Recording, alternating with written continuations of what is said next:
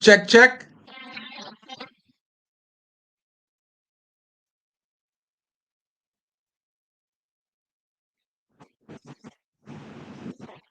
All right, greetings, greetings, greetings, greetings, greetings, greetings, greetings, everybody, greetings, greetings, greetings, and peace.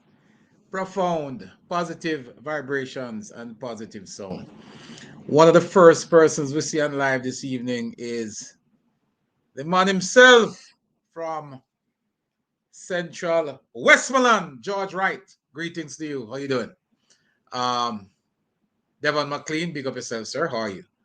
Blessings to everybody. Greetings, greetings again. Greetings again. Welcome, welcome, welcome, welcome. It's been a minute, a good, hot New York minute since we've been around. We've been on here the last time about a month or two ago, and we haven't been back, right? So, greetings again, everybody. Rainsford, how you doing? Good to see you. A lot for us to talk about, a lot for us to dissect, a lot for us to dig into. And it's one of those evenings when we just wanted to have a little brief discussion on some of the issues that is trending. Montego Bay is trending. Jamaica is trending. Two of my good friends have decided to join us this evening so we can have a little chit chat about some of these issues. Junior George, of course, no stranger to the block. Junior is my good friend from the famous Ride Along show. Junior, greetings, my friend. How are you? Good, good. So Junior is in town. Yeah, And man. of course, again, another brother who has always been here with us. Elon Parkinson is here as well. And he's going to join us to have the discussion on those same issues we spoke about earlier. Greetings, Elon. How are you? Good, man. Thanks for being here. Blessings, blessings. All right, so we're not gonna waste any time because it's high time now. A lot happening in my neck of the woods. Junior, how about your side of town? I know you're in New York and by way of Grenada. Yeah. Talk to us a little bit about what's happening real quick and fast as it relates to vaccine. Well, New York. I think New York has started to breathe a breath of fresh air. Everything is kind of getting back to some kind of normalcy, but there are some restrictions in terms of dining in. So just the other day, I went to dinner and with my family, and I had to present vaccine card. But besides that, things are slowly getting back to some kind of normalcy. Mhm. How about you, Elon? What's happening there? Talk to us about your experience. I know you're a man who travel a lot in Jamaica, all around, almost every parish. Every week we see Elon in some other parish. Talk to us about your experience as it relates to vaccine now. Yeah, man. Well, let me take it outside of Jamaica first. I traveled recently to Canada, and I was also in the United States on the way back for about 2 days, right? And yes, Junior, similar experience in Canada. You cannot dine in at a restaurant without being fully vaccinated. So I had to produce my vaccination card, and they'll take it digitally. So I took a photo of the inside and the outside of my Vax card, kept it on my phone, and just took it along with me. I have to produce my ID as well. So I just show them a Jamaican driver's license along with the vaccination information, and they'll allow you in. And they check the dates because, importantly for them, they want to ensure that fully vaccinated not only means you get 2 doses, but that you got two doses more than 14 days ago, right? So Wow. they're picking everything and there's no compromise at all. I visited the CN Tower, which of course, is the tallest building in Canada, and did the whole um, climbing up to that skyscraper there and just looking over the entire Toronto. Beautiful scenery. Again, you cannot enter without being fully vaccinated, and you have to provide that proof, right? Public transportation, just the same. You have to provide proof that you're fully vaccinated in order to ride public transportation in Canada. I flew from Toronto down to Fort Lauderdale. A little bit more relaxed, but nonetheless, when it comes on to entering restaurants, yes, you have to be fully vaccinated. And there was a request by the rest of the particular restaurant I ate at with a couple of friends. I don't think the Floridians are as hard and fast about it as the Canadians. But nonetheless, there was some expectation that if you are vaccinated, then you should declare your status accordingly. You take it back home now, and we look at the situation here, and one wonders whether that could ever work here. I rather doubt it when you look at the social and the cultural situation and the economic as well. The truth is that compliance is not likely to be as high as in first world countries, primarily because, a man with a small restaurant is not going to be insisting on people being vaccinated when he has a revenue consideration, you know. Him turning away an unvaccinated person means that he probably can't meet the pay bill, you know. African Um, bottom line. Yes. Exactly, right. It's going to hit his bottom line. So you may find that if we come in with a vaccine policy that suggests that persons who dine in at restaurants must be fully vaccinated, you're going to find that compliance is likely to be highest among the established restaurants, the chains, But outside of that, a small cook shop, man with a small operation may be able to accommodate 10 or 20 diners. No, it's going to be impractical for him or her, and you're going to have a challenge there. Wow. So basically, guys, what we're seeing, gentlemen, is that it's working in other countries. Juna, when last you visited Grenada? Because I'm trying to match up the Yeah. Caribbean countries of the same. How when last you visit Grenada? How is it working there? Well, in the last month, I went to St. Vincent and Grenadines and also to Grenada. Um, St. Vincent and the Grenadines. First of all, let me explain the process of getting to St. Vincent and the Grenadines. You have to first have a PCR test on leaving the island 72 hours prior to you getting to St. Vincent and the Grenadines. When you get there, you was also tested and 2 days quarantine, which was fine. went there to do a documentary on the volcano. That was fine. But one thing difference, because right after St. Vincent I went to Grenada. One of the major difference at the time when I was in St. Vincent and the Grenadines is that if you're in St. Vincent, you don't even feel like there's COVID in St. Vincent and the Grenadines. It doesn't even feel, because there was no curfew. Everyone was just doing their own thing. Everyone was going around any time of the night. There was no curfew. And there was actually absolutely no mandatory need to show vaccination card. Mind you, that was a month ago. Grenada, same policy, getting into the island, but in fact, one difference is that there were 7 p.m. curfew on weekdays. So that Yes. was a major difference. But what has happened over the time that I was there to up until this point, Grenada had a major spike in COVID-19 numbers. Major spike.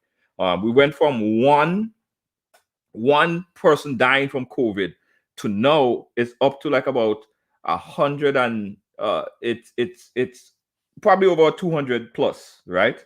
That's within a very short space of time. That has made Grenada even more conscious of vaccination, and there was the debate and discussion on how did it happen. So there was a major back and forth about the carnival festivity, which was actually not supposed to happen. Some say that the reason why there was an influx of it was because that some people went out and play mass, and that brought it in. Some people are saying it was because the government was not so strong on the implementing the measures to keep the COVID numbers out. So right now, after this spike, the numbers started to drop in Grenada drastically. We are seeing more companies moving in the direction of requiring, or more eating diners requiring vaccination card to dine in at restaurants. So that is something that has been in place. I've seen signs in Grenada that's requesting folks to have their vaccination card in order to dine in at certain restaurants. So that is in place in Grenada right now. Interesting. And Jamaica, Elon is struggling right now to get people to even think about some sort of program. Your company, I know you're not here in your official capacity for Digicel, but one of the major companies in Jamaica have started out with requiring persons to be vaccinated to show up for work. How is that working out for your company? Well, I can tell you the good news is that we have close to 90% compliance in terms of the vaccine mandate. And let me just be quick to add that at the time of the mandate, we were about 70%. So that was pretty significant already, right? So taking it to 90% would have been, I believe, in part encouraged by the vaccine mandate, but I think also a natural step that would have occurred from the fact that we had a lot of education and conversations about vaccination. So we didn't just say, you must get vaccinated and leave it there. It has been months of sustained engagement, internal engagement. We're talking about having town hall sessions with virologists, public health specialists, general practitioners, members of the clergy, for instance, right? So everybody who had a question or comment or concern, they were able to join this virtual town hall and ask, right? And we allowed for, even after the town hall ended, for persons to still submit questions, right? And they can have one-on-ones with any of these professionals who would have appeared on the virtual town hall. And I think it was that spirit of open engagement. It was that spirit of ensuring that we listen to what people are saying, that we understand their concerns and therefore address them, I believe is what truly made the difference. Now, look, I don't think any company will have 100% compliance, because the truth is that you will have some individuals who simply, for medical reasons, are unable to, right? And those exemptions, of course, we will gladly provide for with deep understanding, right? So I think based on where we are today, it's a pretty comfortable position. And I believe that much credit should be given to our employees for how they handled the information that they got, the fact that they were genuinely concerned, and also that the company was highly responsive in terms of how we got in front of the message and shared it with them and helped them to be at ease. And it's not only from an internal standpoint, externally, we've been doing the same. We've been supporting the government of Jamaica. We donated $1 million about 5 months ago towards procuring vaccines. The government of Jamaica was very thankful for the donation. We've been supporting in terms of communication. From time to time, we will send out text messages on behalf of the Ministry of Health and Wellness to send alerts to persons either right across the country or in specific parishes to say, click here to find your nearest vaccination center, and that has helped tremendously. So, we're using the power of digital communication to make a difference, both internally and externally, and to bring the numbers up. Earlier on today, we partnered with our competitor, Flow, and also the JPS and the Courtly Hotel, or the Pegasus Hotel. They accommodated a Vax Day effort being put on by the local utilities, right? Because I believe that outside of government, the next group of individuals who have the closest connection with the citizen, really the utilities, right? When you're not dealing with government, you're dealing with the utilities. And so we felt that us joining up, almost declaring a day of peace in telecoms, no competition at all. Both of us coming together to say, hey, let's do this together, right? Let's get folks back. And I was very encouraged by the numbers. Hundreds of persons came out earlier on today at the Jamaica Pegasus. It ended at around 6 o'clock. I left before that, but I'm confident we may very well have crossed the 1,000th mark. And that's good news because every little helps.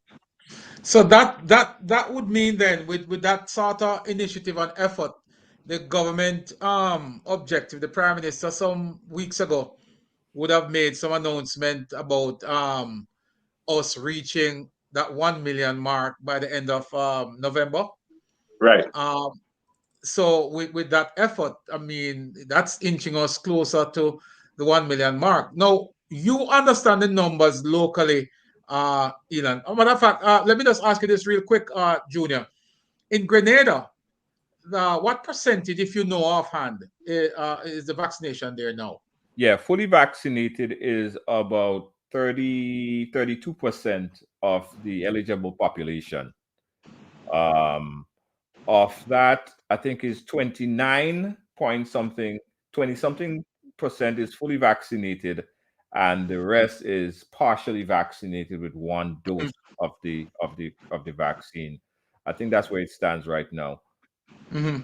And those Mm-hmm. numbers was driven because if you check back before the spike that I spoke about that happened in Grenada, it was I think about 20 something percent overall, or probably even Wow. less. So it because of the spike, a lot of people. I mean, there was a lot of deaths. I'm telling Mm-hmm. you, in Grenada, there was. I mean, this was probably the most that Grenada have seen well ever.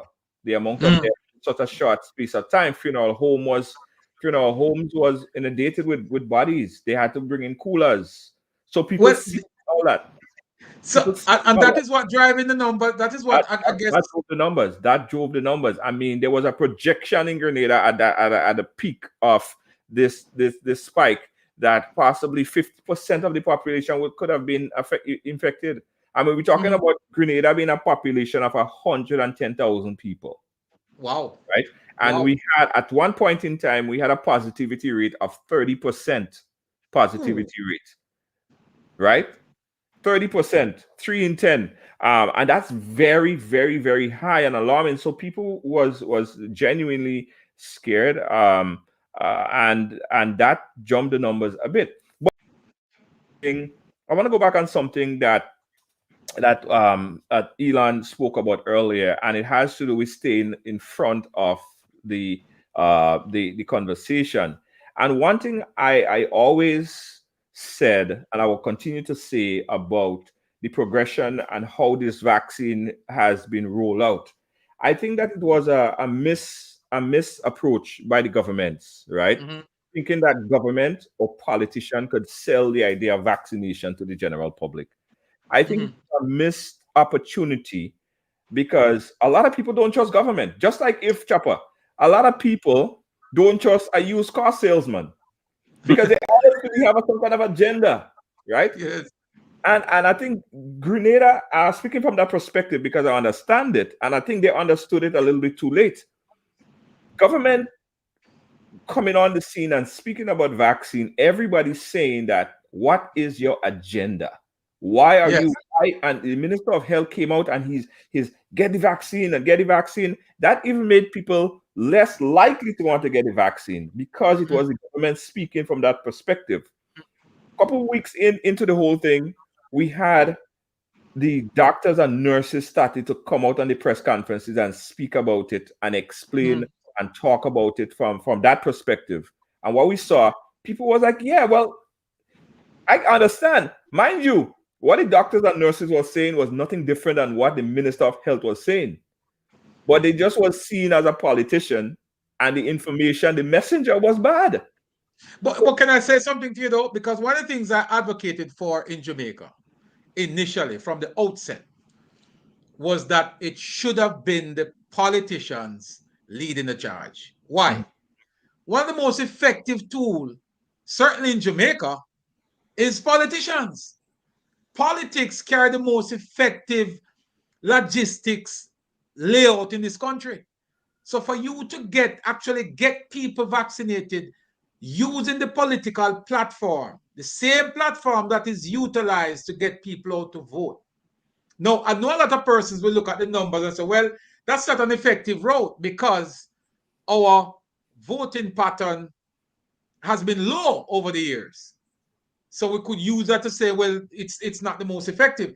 But I believe, certainly, especially for Jamaica, that we started way behind the eight ball.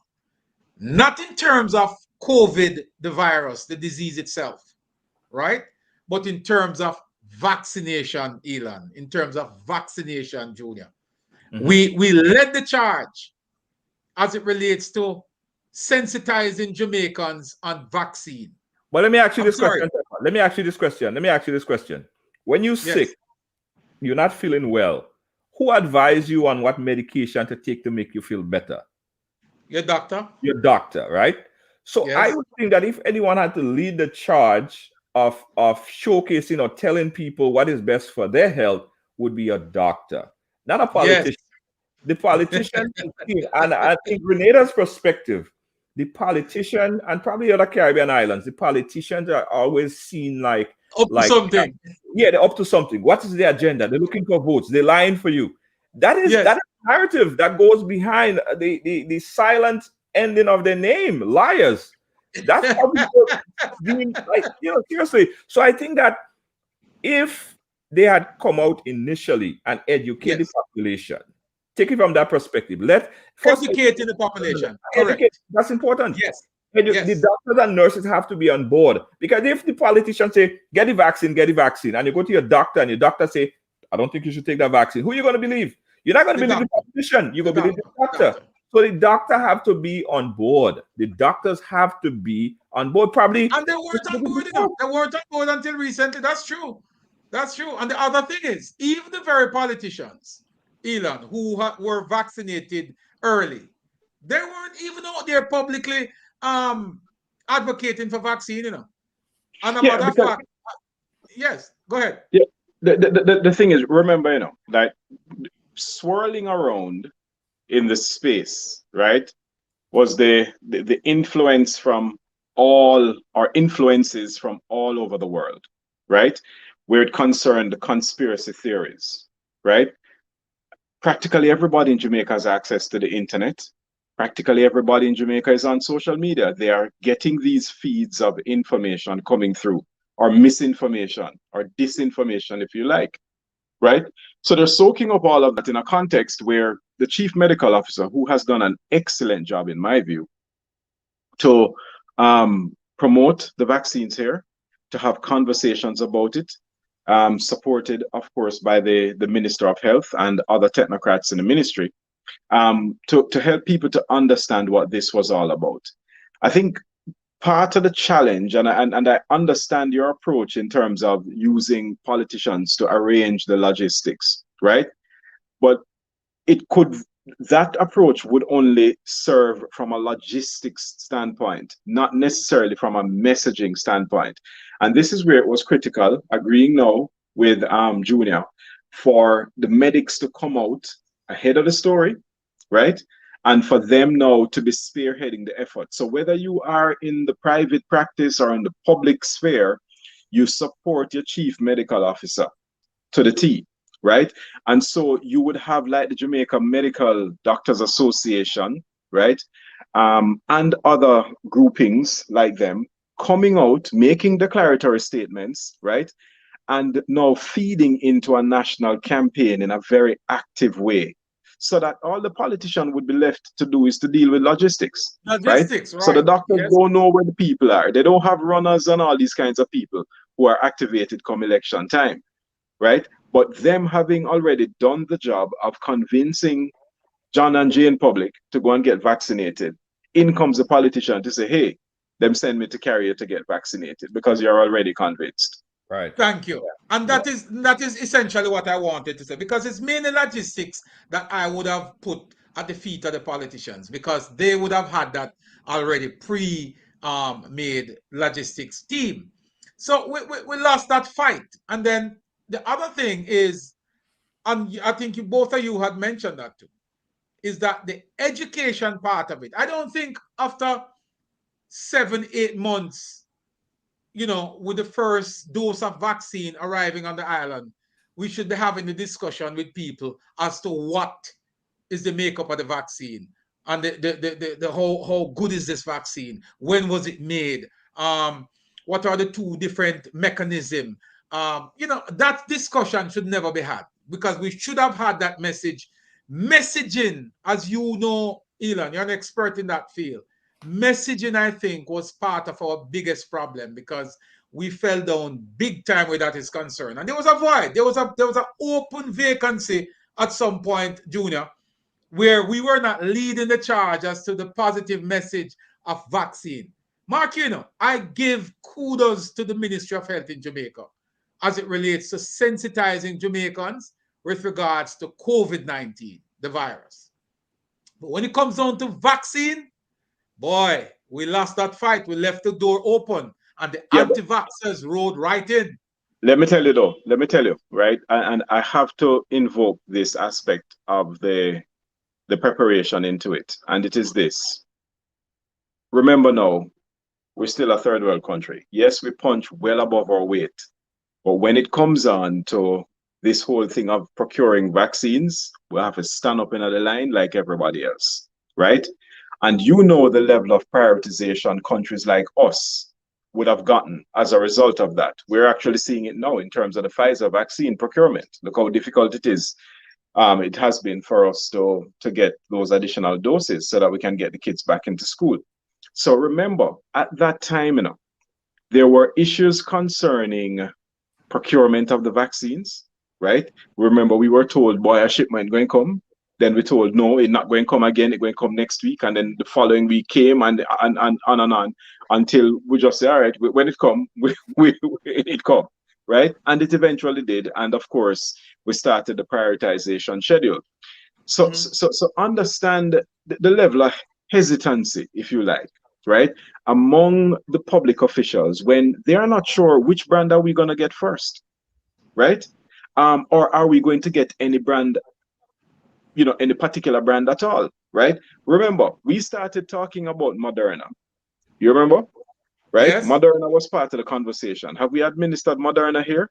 To the haven't best of heard my one knowledge, no, dose. No. right? Right. But we had said that we're going to get Moderna in July. I remember the person saying, boy, them going to wait until July because them like the Moderna makeup for those persons who did their research on their own, right? So one can understand where the government was a little bit hesitant about putting out information about a vaccine that people wouldn't even have gotten in the first place, right? And so people now relied on anecdotal information. So you have relatives in the United States and Canada, they take Pfizer predominantly. So you're now going to lean on their knowledge, on their experience, and their perspective to inform the kind of drug that you take, which explains Mhm. why there's such a heavy demand for Pfizer in Jamaica, right? And people are Mhm. quite willing to wait to get Pfizer because they trust what their relatives and friends abroad have told them and not what the local authorities are saying, right? Mhm. And then part of it too is the global vaccine politics that's taking place, right? You look at Pfizer, which is an American firm, right? That Mhm. provides the most expensive vaccine of all of them. Pfizer is most Yes. expensive, I believe, at $30 per dose, right? And Mhm. yet um, you know, people will wait for it, right? AstraZeneca comes in at circa $4 per dose, right? And what you now find is that from day one, the US FDA has not been particularly excited about approving AstraZeneca, Because it's right? cheaper. It's Thank competition. you, right? And I'm prepared to believe that it's a cost issue. They have not Yeah. said, for instance, that there are questions about the efficacy of AstraZeneca. Absolutely. They're not, right? And as it turns out, you know, when early November, there is an expectation that the FDA will approve AstraZeneca, which of course is for the reason that all persons, all visitors to the United States must be fully vaccinated. So now they have to include AstraZeneca because a lot of people outside of the US were vaccinated with Exactly. AstraZeneca. It is in fact the most administered COVID-19 vaccine across the world, right? Yes. So it's almost like a classic case of tying the hand of one competitor behind his back so that the other Right. one can have two free hands to box, right? So in giving Pfizer that sort of latitude, Pfizer was obviously able to corner the US market, going into Canada, makes it an insurgency into Europe, while the AstraZeneca European based vaccine could not have gone across pond, so to speak, to enter the US market. And that is a significant thing that we need to look at in how the vaccine politics has been played out, right? And so it creeps into the psychology of people that, well, if America thinks that Pfizer is good for them population and AstraZeneca, well, them still don't permit it, why should we take it here? You know? Exactly. But people need to understand the geopolitics around it, right? It is Precisely. big business for these pharmaceutical giants to have developed this vaccine, right? And one other thing, remember that because of the storage protocols around the Pfizer vaccine, it makes it a very expensive vaccine overall to Yes. have because minus 60 degrees, you're talking about special cold Special conditions, right? freezers you have to buy for those. Exactly. You have to procure new freezers and all this kind of thing, right? Almost like a sort of a cryogenic environment, right? Yes. So because of that, a lot of people can't afford it, right? So moving the Pfizer globally is a challenge, right? Yes. And they recognize that. So they now have to ensure that look, this company, this American firm, traded on the New York Stock Exchange, right? To billions of dollars of profits now, needs some protection, so to speak. Absolutely. And But America takes care Mhm. of Their Americans. own. Absolutely. But Junior, we're Yeah. looking at another issue here. And Mm. Elon. In on October 31st next month, or well, this month, Jamaica is expected to dump some 190 doses of AstraZeneca. Um, that is significant. We just And dumped that is about 50 sad. something. That is sad. On hearing that, I know that is sad. Because there are countries like let's look at India for as an example. During the height of India outbreak with COVID-19, there was something at about over 400,000 affected, how much thousand deaths per day. There was clamoring for vaccine. There are countries right now that people need the vaccine and they cannot afford to get the vaccine or they don't have sufficient vaccine, a large part of the world. And for a vaccine to expire and for Jamaica to dump those vaccines when other countries need those vaccines is pretty sad. Because I remember, I go back to Grenada again.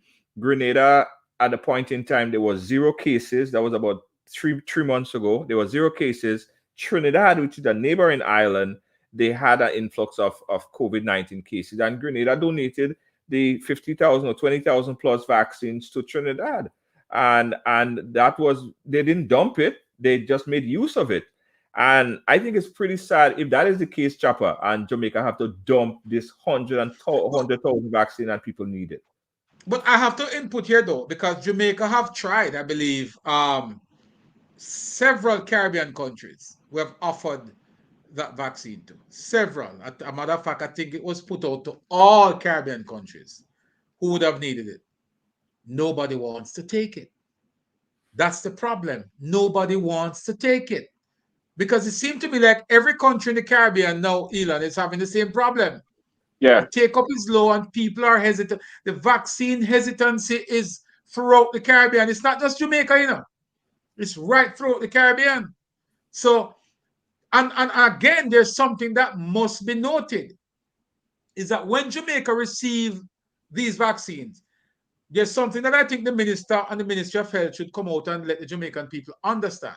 A lot of these vaccines that we have received were donations to Jamaica.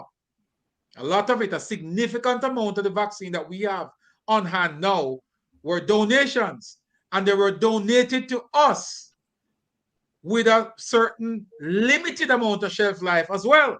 So they didn't come here with maximum shelf life, and because of vaccine hesitancy, they are now going to expire. They came here with probably 50% of the shelf life already gone, or 60%. So we just took it because our first vaccination blitz in Jamaica, we did exceptionally well. We did some 75, almost 80,000 vaccine in just about 2 days or 3 Yeah. days. Yeah. In that So weekend. we thought that with that sort of record in our pocket, we could have, ride along with that throughout the whole period, but that changed. Yeah. And you remember the Right? uproar. You remember the uproar Yes. around it, because after Yes. we had that first Vax Blitz and people were turned away in the days after, there were a lot of complaints and people saying, well, with the vaccine, we'll come for the thing and not here and whatever, right? Yes. And so, yeah, and my gosh, if we had it, obviously we would have been able to Yeah, we would administer have. it, but We would have. that's just not the case. Disappointing though, Well, that that we're going to be tossing over 100,000 doses by the end of this month, should there not be take up of it, right? The daily take up seems to be dwindling. That is of concern. It's dwindling down. But I think as well, we have to also think about the long-term relationship that we have with these donors, right? What do I mean by that? Yes, they donated vaccines, but then when they look at how we would have handled those vaccines in terms of tossing them, look here, is money by them, Whether but you those consider, donors, but respectfully though, Elon, those yeah, donors must also be reminded that when they gave it to us, they would have given those vaccine to us with a limited amount of shelf life. They didn't give no, it I to us, understand that. I you know. understand that. So No, that has I to get be it. a part of the discussion. No, I get it. I get it. Right. But I'm also saying that, right, that to the degree that we had a recent experience, September 30, where we tossed 50 odd thousand vials or doses, right?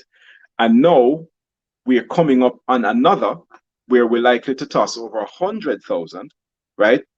At some point, the donors are going to take a long, hard look and say, well, look, if you don't want the stuff, then don't take it. Because that's another aspect of it too, right?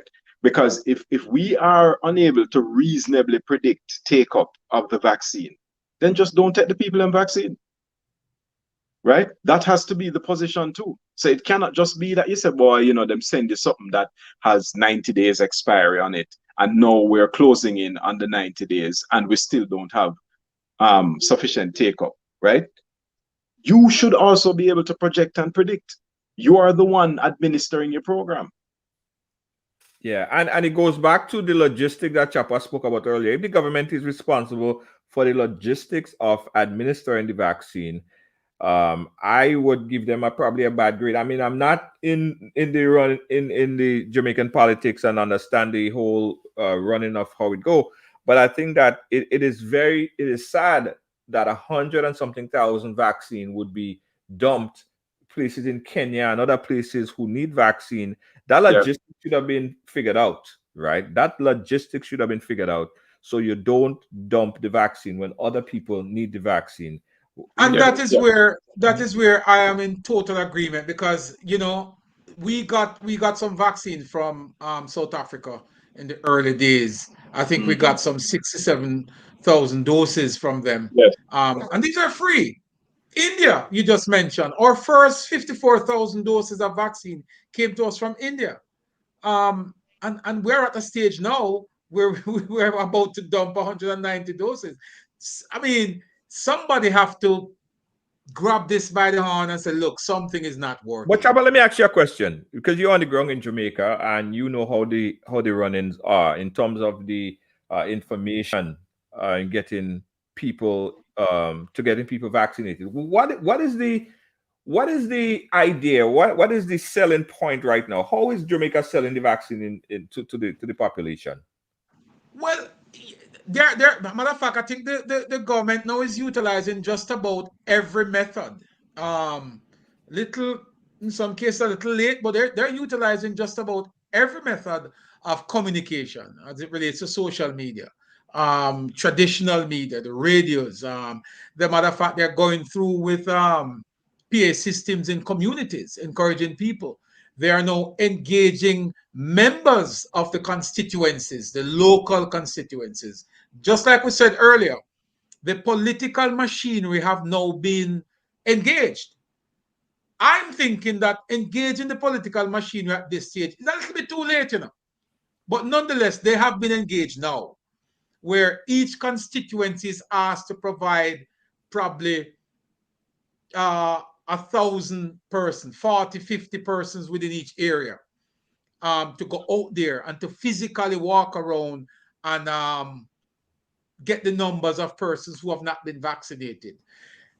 That's what I'm saying to you. We really missed an opportunity, Elon. Had we gone down the road of saying, let us get, for example, the party workers for both political movement. That's a significant chunk of persons. And just like we can get them riled up to go out there and vote, we should have approached them, get them riled up to be vaccinated. Because once they are convinced, same thing what your company is doing. Your company took time out, Digicel, to educate its employee, to get them to buy in to the reality of being vaccinated. We should have gone that road, get the political people buying into the program. It cannot be that the persons who are selling the vaccine, they themselves are not vaccinated. It doesn't make any sense. And that is part of the problem we had initially with the nurses and the doctors in Jamaica. A significant portion of the nurses and doctors were not vaccinated early enough. They didn't buy into it. And by the time they get around, and they were actually, when we had about 68% of nurses vaccinated, right? 67% of nurses at one point were vaccinated. But yet, from that 67%, Elon and Junior, probably only 5% were vocal about it. We had 99% of politicians were vaccinated, fully vaccinated. And of that 90 odd percent, probably only 3% of them were actually vocal about it. Something wrong with the communication. Something went wrong with the messaging.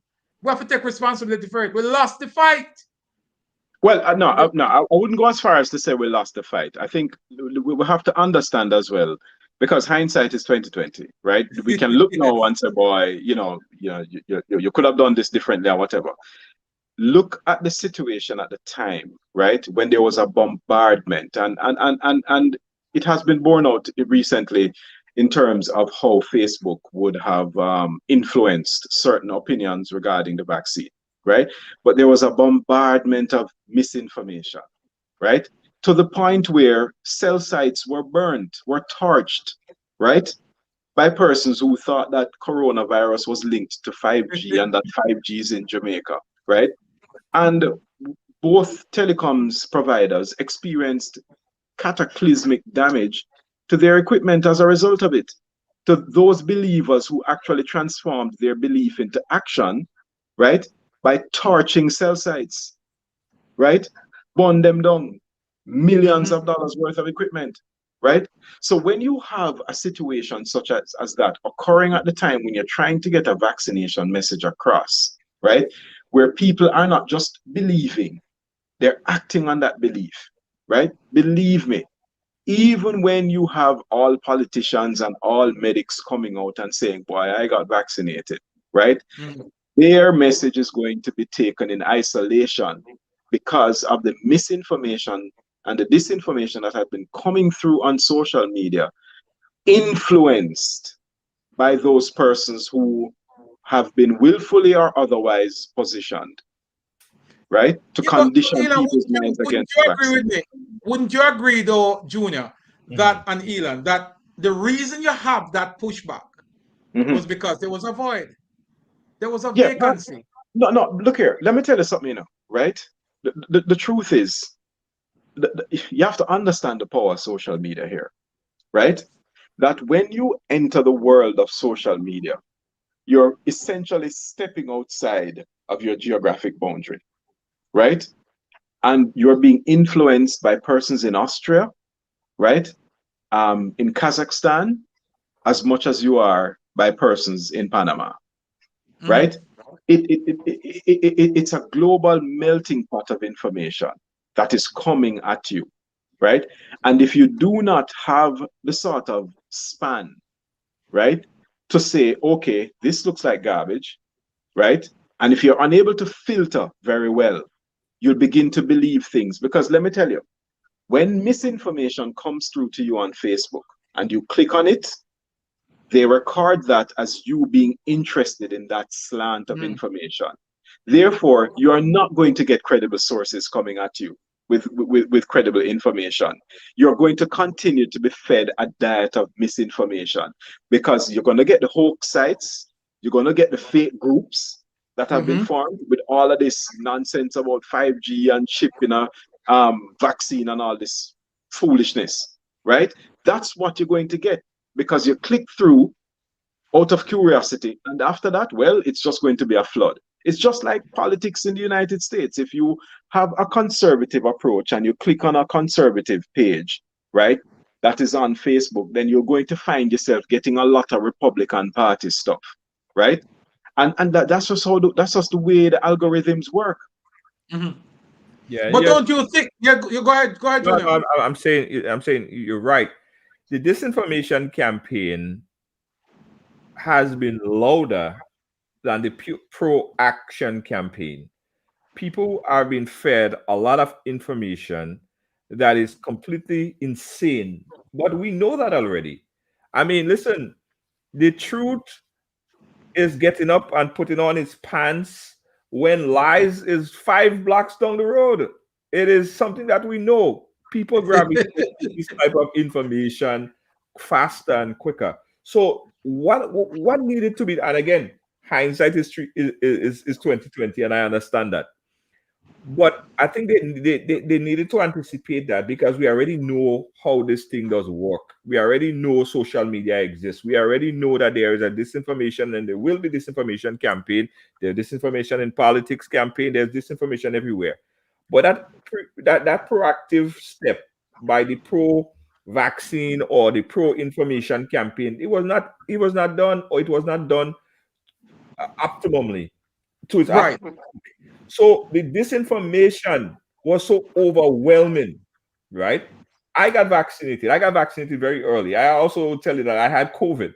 I had COVID. Right. That makes two of us. Yeah. And I got vaccinated. In fact, the week I had COVID, I was just itching to get vaccinated that same week. It just so happened that I got COVID that same week. But I'm not someone who listen to this, excuse me, French medias and all this information stuff come to my phone. It doesn't look right. I do a lot of check and I just dismiss this information. A lot of people, they get this information and it seems so, yeah, it looks like facts. They believe it. They ingest this information. The pro vaccine, pro information campaign was weak, and it is weak. I Yes. don't think they really step up the campaign. They are influencers. They are major influencers. And I said that the biggest influencers are supposed to be doctors and nurses, but there are influencers who speak to a large population of people every single day. Excuse me. Mhm. They are being left out of the conversation. They are being left out of the conversation of driving the information. I ain't say driving people to get vaccinated, but driving the information. I saw someone posted a question there. What's in the vaccine? Yes. How do we know all of these questions? All of these questions. Have campaigns. Let people ask questions. Have professionals talk about this thing. Have commercials and whatever information out there to teach and educate people about what's in the vaccine. Because up to this day, people still think that the vaccine would change your DNA and turn you into a monkey. Because it's got that information somewhere, you know what I mean? Yeah, vaccination will turn into, and they believe that. Yes. You know what I mean? Yeah. And it's crazy. So that information got out into someone subconscious and they believe that to their gut. They don't want to turn into the monkey, so they're not taking it. Well, the model that Digital and Elon has utilized, which is to go the route of educating their team members prior and giving them, the solid And that is good. information, That is not good. just by advertisement, but bringing in the professionals to do it. Yes. That is something that should have been done on a national level. Well, we Yeah. have done it, but I tell you, Jamaica is not an easy population to buy into things, gentlemen. And I said that to say to you that somebody just wrote a while ago, I think Bridget it is. She just wrote a while ago that it is easier to get a Jamaican to spend $100,000 to go into the Ark down in Montego Bay to get vaccinated. So that's another one that we're gonna have to come back and jump into real quick, gentlemen, Yeah, because but but before you get to that though, let me just say as well, right? That and this is an uncomfortable aspect of yes, the conversation where it concerns public education. There are persons out there who know better.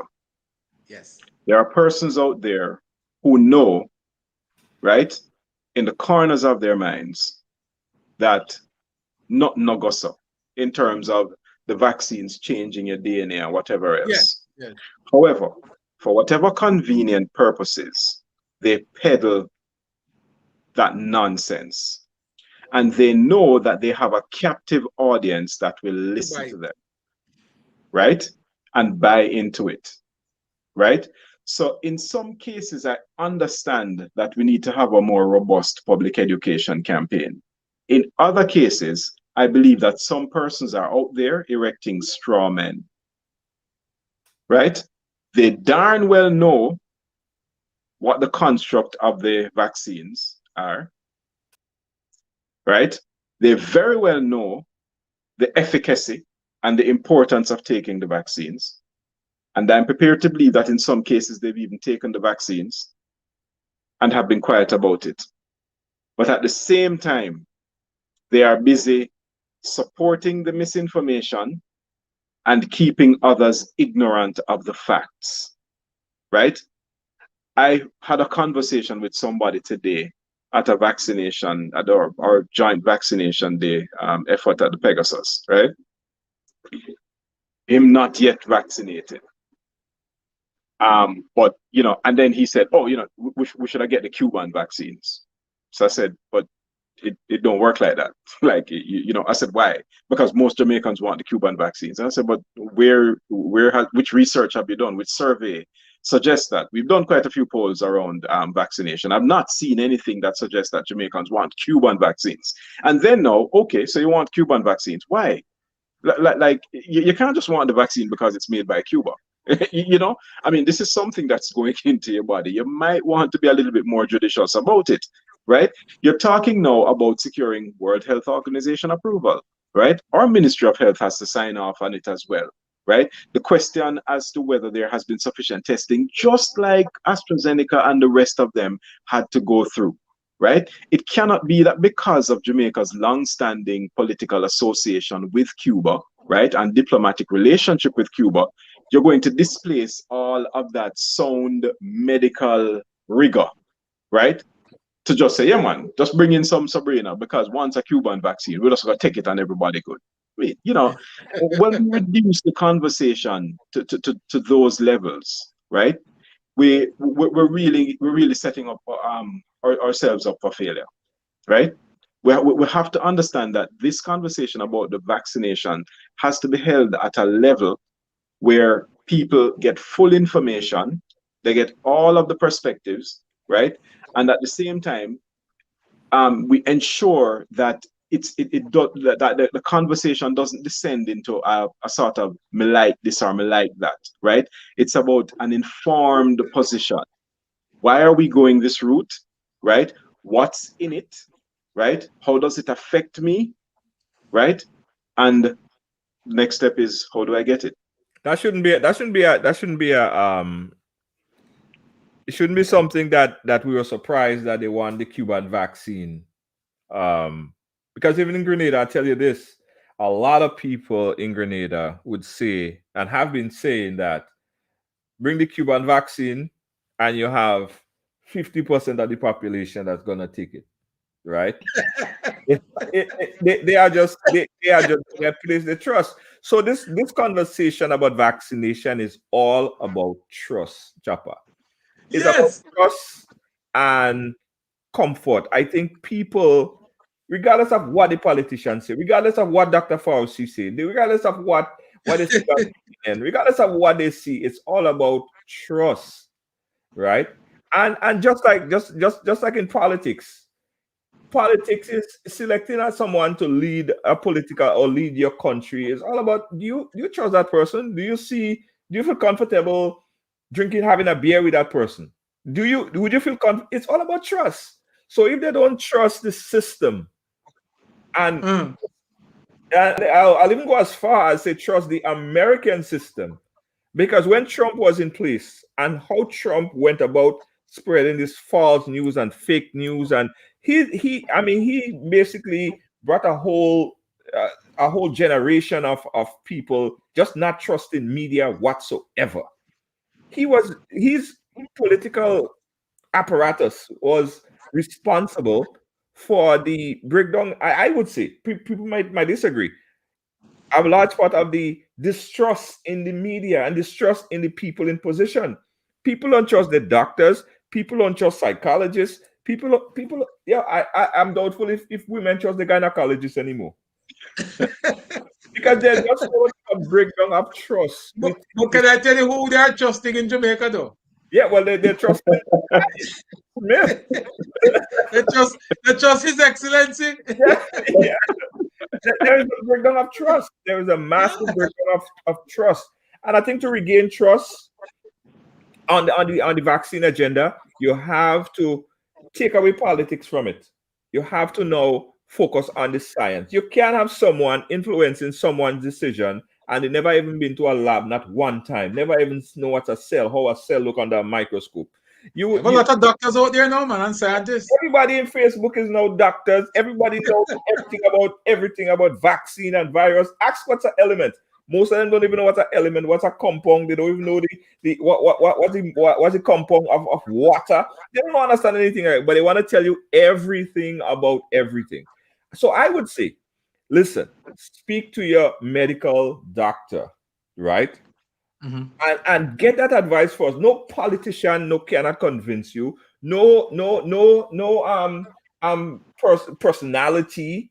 I mean, I think the information is supposed to come from your doctor. I think that's where it needs to be. So they need to come back a little bit, re-educate the doctors, let the doctors and them get a feel and a see and understanding of all this stuff so that they could sell the vaccine, they could push the agenda, let the government work on logistics, let people like me and other people talk about the facts as we see it, right? Not no lies and conspiracy theories. We just talking the truth and let the people make their decision, right? And on that topic, I'll say I don't believe in forced vaccination. I don't believe in mandating vaccine, because there are some people who they don't have a religious belief as to why they're not going to take the vaccine. It's just not them. From since the time they're young, they always eating healthy. They're always not putting any antibiotics or anything in their body. But now you tell them you have to take the vaccine or present some kind of doctor's note or whatever. They can't present a doctor note. It's just that it just stuff like that they don't take in.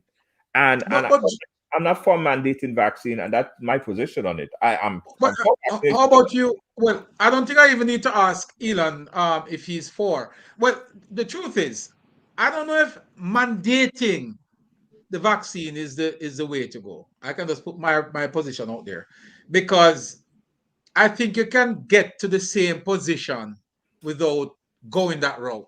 Right, Elon, you know that in Jamaica it is required. For example, there's no child that can be admitted in school now. Matter of fact, not just in Jamaica, in the United States as well, right. without having certain shots, right? Would that be considered mandatory, Elon? Well, we already have a mandatory regime, let's face it, right? I think all that needs to be done is for COVID vaccinations or the COVID vaccine to be added to that suite of vaccines that the child needs to get in order to enter the school environment. And so that would be the change from a school entry perspective. I think the difficult challenge is for adults because government doesn't exist to protect adults from themselves. You know, you have personal responsibility there. The government has a larger responsibility when it comes on to the most vulnerable, being children, right? Hence vaccination.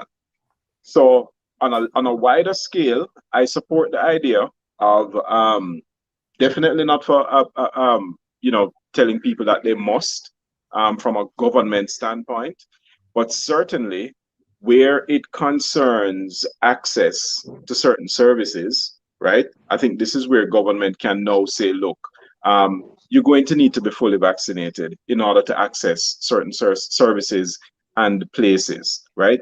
But you might have citizens who want to live off the grid, not engage in any kind of activity that will require of them a COVID-19 vaccine. And I think they should be allowed that freedom.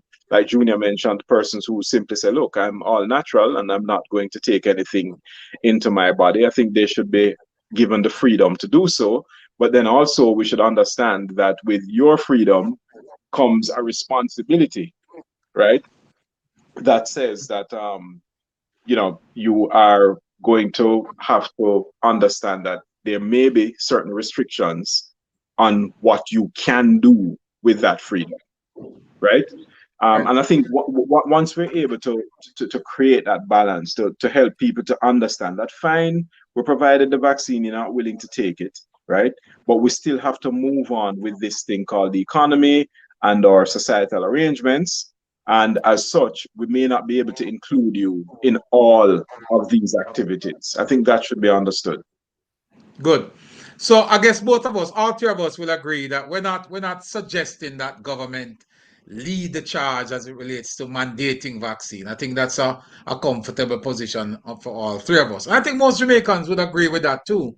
Because Jamaicans, Junior, is not one of the easiest people to manage, them rebellious. You remember the type of slave drop off over this side wasn't the most friendly ones, So we're not very easy to manage. Where there are But Jamaicans, yeah, there are Jamaicans who feel that way, and yes. there are people from Bahamas Mhm. who apprehensive about taking the vaccine because of historical recollections, things that happened there in the past, and they could recollect when XYZ had some bad medication on the island and what happened there. So they have a Mhm. totally different perspective as to why a lot of the vaccination drive in Bahamas is so low.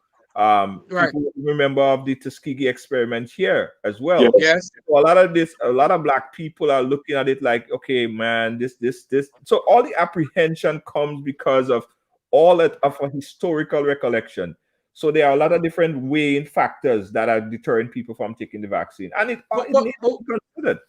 but when you look at the history of it, though, it's so funny that everybody will look at the history and find the negative, but nobody remembers that prior, back in the 1930s, like the Prime Minister mentioned recently, the life expectancy there was somewhere around about 30 to 40 years old because of infectious diseases, and it was Right. the Spanish flu vaccine, in particular. Yes, right? It was vaccine that actually reduce that and bring us up to a higher life expectancy. Now we're at what, about 70 to 80 years? That's there was double. yes. And we have to attribute that to research and vaccine. Jamaica, it's so funny that Jamaica should be one of the most vaccinated countries, because in the 1950s, when we had poliomyelitis and tetanus and rubella ripping up South America and the Caribbean, Jamaica was number one in terms of vaccination. At that point, Jamaica led the charge. A matter of fact, in terms of measles and poliomyelitis, those two in particular, those two vaccination programs within the Caribbean and South America, Jamaica was number one. We led the charge. Nobody died. There are a few persons who at that time believe, because the Tuskegee trial was run about the same time. So Right. there were anti-vaxxers then saying the same thing that they're saying now. The But only difference, the difference is there was no social social media. media. Social media is a different. Social media Yeah. was Social not back media. then. There were anti-vaxxers then. You Yeah. have people like the Bob Marleys and the other groups in the UK who were chanting by way of music. Right. But that took a while. It took you a month before you can go into the record shop and buy a record which will tell you it's a bonfire from vaccine. But now Yeah. you pick up your phone and it's right there. But Yeah. I'm just saying that to say Jamaica led the charge back then as it relates to vaccine. And we did lead when it comes to sensitizing people about the virus itself, right? And I'm surprised because when the argument comes up about why should we get vaccinated, I cannot see for the life of me why we were not pointing people back. The Prime Minister hit the right chord recently, when he reminded Jamaicans that back in the 30s, it was vaccine that kept us alive. And I don't know if anybody remember when measles and polio is knocking people down left, right, and center. Kids were dying like crazy throughout Jamaica. Yeah. And it is vaccine that saved us Well, then. I'm due to go to Africa, Kenya in the next couple weeks, months or so, and I have to take a yellow fever vaccine, But and that has been the that's norm, mandatory. right? Yeah, that is the norm. That is the norm. So But so how come? a lot of people do it, and they don't even question. I'm sure artists in Jamaica that Oh are yes. I don't want to go there because I said it a few months ago and they almost cut my head off it's because I true. pointed it out that a lot of the artists who are coming out here telling people not to be vaccinated, they themselves must be vaccinated to go out there. I Yeah, know that. yeah. But hey, that's Yeah, that's yeah, it's mandatory, and I'm sure a lot of them perform in Kenya before, yes, been to Kenya before. absolutely. It's mandatory. Yes, There is no doctor no that say that you're a Rastafarian, so you can't take the yellow fever. You gotta take it before you get your visa to go to. absolutely. Yeah, But All right. you know something, Topper? Yes. There's something else I want for us to touch on, and it is this, right? Because people are out there questioning, why should I even get vaccinated? Mhm. You look now at the numbers. You recall about 2 months ago, we were into the thick of it. 800 and odd cases per day, 900 and something cases per day, right? The death, the deaths quickly crossed 1,000, 1,500. Now we're over 2,000. But they've slowed down significantly, primarily because also hospitalizations have been cut by over 50%, right? Let us understand the context within which people are to be vaccinated, right? And then we know that for those persons who were hospitalized, almost 100% of them were not vaccinated, right? Yes. So we have the benefit of recent history, very recent history. In fact, we're still living it, right? Where when you have a high number of hospitalizations, right, there is the correlation with being unvaccinated, right? Mm-hmm. Don't take a rocket scientist to figure out, therefore, what's happening. But of course, what exacerbated the high number was the fact that we had opened things up and things just went wrong, right?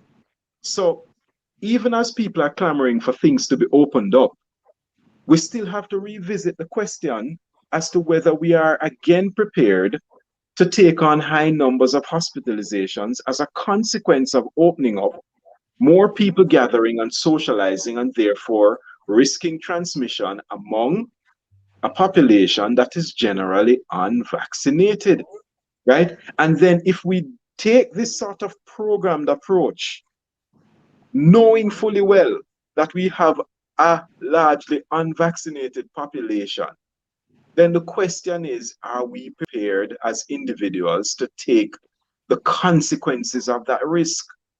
Right? Yeah. You see, that is the uncomfortable argument that a lot of people don't want to have, you know. Oh, open up the place, free up the thing, right? And me now vaccinate, right? Okay, but you understand that coming out of the summer of 2021, we had over 800, almost 900 persons hospitalized. We had an issue with providing oxygen for some persons, right? Because of the mass hospitalizations at a rapid rate, so, so quickly that it overwhelmed the oxygen supply, right?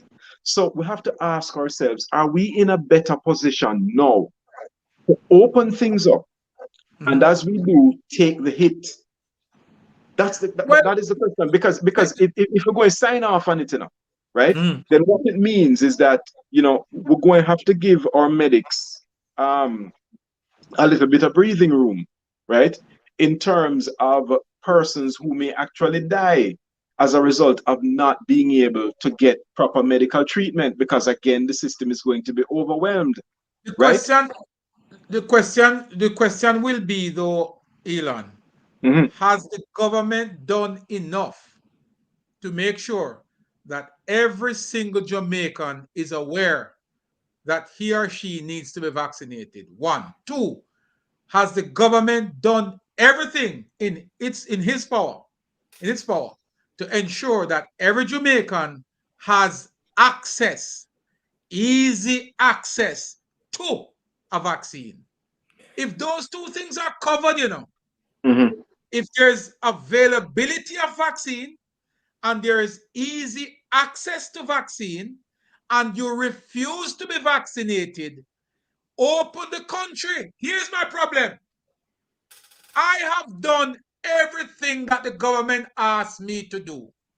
The government asked me to social distance. I did so. To sanitize, I did so.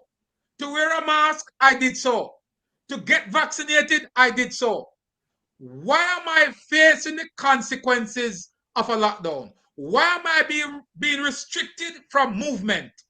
Why am I bending backward to facilitate somebody who has a deliberate action, who can go out there and be vaccinated? He or she refuse, not because they don't have access to it, not because it's not available, but because their personal choice, which they have. I agree. You have the freedom of choice. But your freedom of choice should never, never supersedes my freedom to live. I Yeah. have done everything that the government asked me to do. I have given everything that I need to give. It's my time to live. If you Yeah. choose not to be vaccinated, I love you. I appreciate you. But if death come, it's yours. It's your responsibility, not mine. I And have that done everything to therein, facilitate you. Yeah, but no, that's the Chopper, uncomfortable conversation. and it is two points I want to make to that, right? Um, we should not look at it from the perspective of only people that are unvaccinated that are dying from COVID-19. The fact still remain, even if it is at it is at 8% or 10% or 9%, there are people, even folks that I know in Grenada, who are fully vaccinated and they still died from COVID-19. So people are making the decision and saying, well, wait, look, if although the numbers are overwhelming, if you're vaccinated 90% of the time, 80, 89, 90% of the time, you may not die, you may or you may not visit the hospital because you're vaccinated. But people are saying, but wait, if I take it, I could die. If I don't take it, I could die. Then I'm just not gonna take it. People are making that decision. Yeah, yeah. It's a deficit, you know. I ain't saying it's a good decision, but they are seeing the numbers. And one other point that I'll make, you was asking about the government doing so much, and I Yes. agree. Governments of the Caribbean really try hard. But I was speaking on a forum the other day, and this may not come off as a very popular thing. If certain Caribbean islands that I visited, Jamaica in particular, use that rapid test to verify entry to the country. And I came in and I got rapid test and it was looked at. But Chapa, truth and the fact about it, it was that sufficient to prevent the high numbers of COVID coming into the country. Because when I first was diagnosed with COVID-19, I took a rapid test and a PCR test. The first test that I took, the rapid test, he told me that I was negative. So, Same thing with me. so if I took that test and came to Jamaica, they would have said that I was negative. I would have been all over Jamaica. I would have been everywhere because the rapid test that they would see is that I'm negative. Couple days later, the PCR test result came back and he said that I was positive for COVID-19. So if that is the case, why was Jamaica and other Caribbean islands, Aruba as well, still accepting rapid tests when it is 20% effective? So 80% Wow. people that would come through.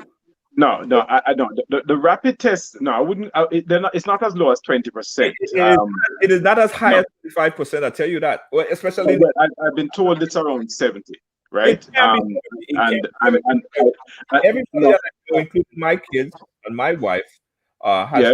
taken rapid tests. And all my daughter who gave me the PCR, the COVID, when COVID. she had the rapid test as well. The rapid test said negative. Almost 100% of the people that I know that took the rapid and Mhm. the rapid always come back negative. Okay, so hold on, because one of the things about the rapid test, because there are rapid tests and there are rapid tests, Right. right? Apparently, some manufacturers have been flagged in terms of the kits that they offer, right? So has been flagged as being unreliable, right? So you may get a 20% reliability rate from a particular manufacturer, right?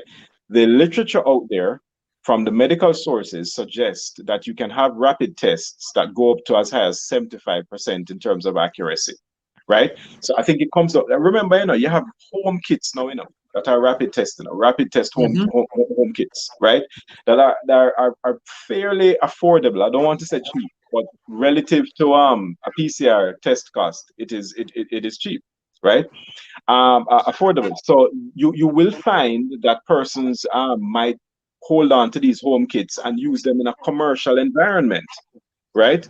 Um, uh, or business environment where they say, hey, we have, COVID-19 tests here, and you get a rapid test in 15 minutes and all of that stuff. When they're really using a home kit as opposed to a medical doctor who may want to go to the most reliable manufacturer of a rapid testing kit, right? And procure those in order to get as close to 100% as possible, right? But I take your point though on governments in the region accepting rapid tests. I mean, let's face it, the United States does too, right? And I think a lot of what the US does, we follow their lead, and we think that there must be some method to the Logics. madness, if you like, right? In taking on these or accepting these rapid test results. But let's also look at the economics of it too, right? You're asking people to come to your shores, tourists, right? They're already paying for the all-inclusive or whatever European plan hotel they booked. They have to pay the airfare. And now you're saying to them, take a PCR test. When you're in the United States, a PCR test runs 150, 200 US dollars, right? So you're adding that now to the vacation bill. And if it's a family of four, you're talking about $800 right there, right? They might just decide not to come. Right. So what you really doing now? You're looking at the economics. Yeah, exactly. Right. Right. You have to balance, you know. Right, and you have to know set that up. I understand, but what I'm saying is you're looking at the economics of it, right? And so you are putting, like for instance, Aruba. I went to Aruba right before I went to Jamaica. Aruba had a very high influx of COVID-19. I was like, wow, you know, why is that? Why was that? At a point in time when all the other islands was not at that high number. I went down there with a rapid test, right? And that's all they looked at. I didn't have to get it. I wasn't required to take a PCR test. And I came back and we saw that Aruba numbers were skyrocketing. I was like, I wonder why Aruba numbers are so high. You didn't have to quarantine. There was no quarantine. You just took a rapid test and you end up in Aruba and you do whatever you need to do. You go anywhere you needed to go. So it's not a question of, I wonder why Aruba numbers were so high. I went to Jamaica. Me and Chapa hung out. If I had took my rapid test and came to Jamaica when I had COVID, I would have been passing COVID to everybody in Jamaica because I went around, right? Well, I sort of agree, you know, that the rapid test had some issue there, you know, Elon. I'll tell you why. When I took my test, I took a PCR test with the Ministry of Health, and it took me a long time to get the result back. But during that time, I got sick, and that's when I went to the hospital. At the hospital, they took a rapid test. That rapid test, while I was in the hospital, came back and said I was negative. I have no COVID. But the doctor said, look, man, I know what I am seeing in your system. Forget about this test. Because I think the doctor knew that something was not too good about the test, but they did it anyway. Right. And he said, the test is saying you're negative. But based on what I saw, I know that COVID would have passed through your system. Whether you have it now or not, the fact is you had it. And lo and behold, about 2 or 3 weeks later, I received the result that says, hey, you took a test on the 25th of February, and that test showed that at that time you had COVID. So even though the rapid test said I didn't have it, the PCR did actually say I had the test. So I tend to agree that there is some issue as it relates to that PCR test. Let's take a quick break. When we come back, we're going to wrap up. But I also want to pick your brain, guys, because there's some serious stuff happening in Montego Bay, and I want to see how COVID if COVID had anything to do with what we are seeing. Stick and stay. We'll be right back. All right. Hello? Hello? Hello?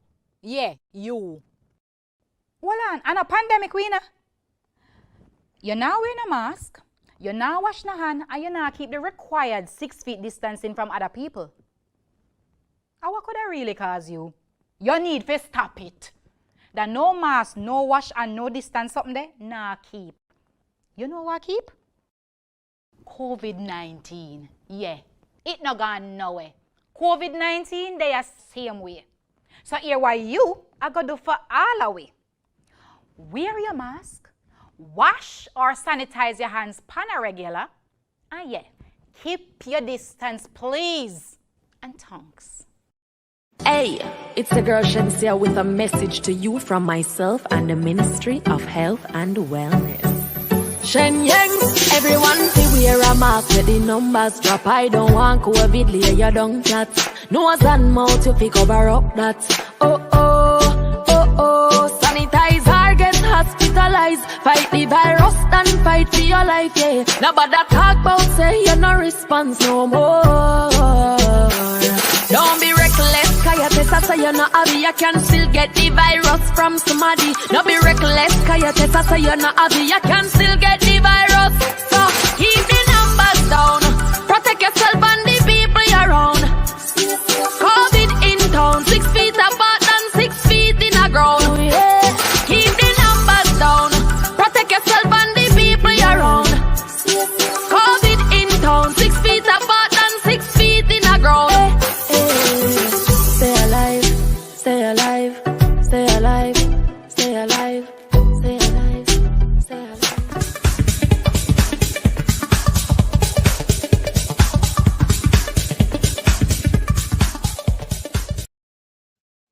All right, so welcome back, everybody. Thank you all for sticking and staying with us. Adina Kelly, good to see you. Val Rose, what's going on with you? Good to see you, my friend. Robert, good to see you in the building. Bridget, I see you. And all my beautiful friends, thank you all for joining us. We still have Elon Parkinson with us, and we still have Junior George here. These guys are duking it out. For most part, we are on the same page. I think everybody is agreeing. It's not a good discussion, guys, when everybody agree.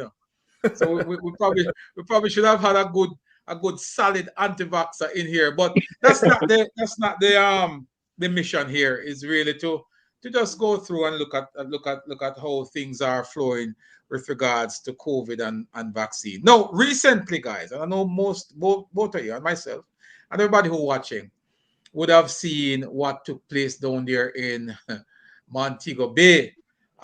It is sad that we have lost the lives of three individuals. I think one female and two male. So our sympathies and condolences to the family of those who have lost loved ones in that crazy, bizarre situation there. But the question I want to put to you guys, starting with you, Elon, is what could have caused this sort of behavior? Very strange.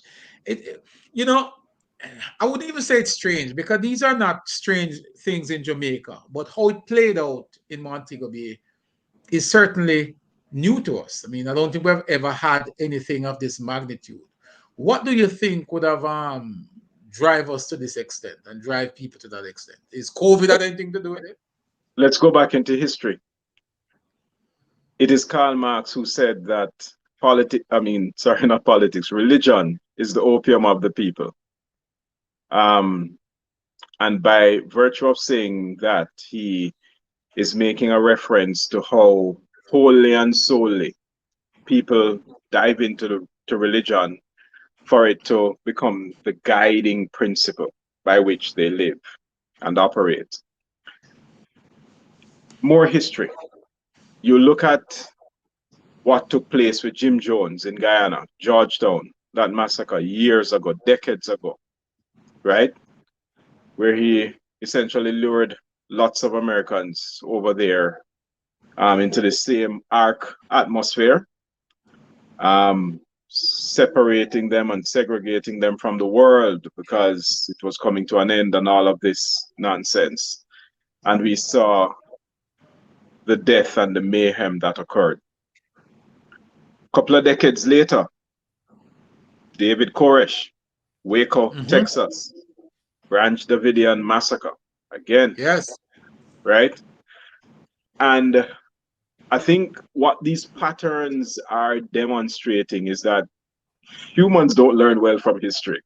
You know, You're right. It's true, right? Like with all the benefit of history, with all the warnings and the forewarnings, we just don't learn because we just think that in these times it's gonna be different. You know, like back then, Jim Jones did something wrong, or the people who believe Jim Jones should have identified something wrong about his doctrine.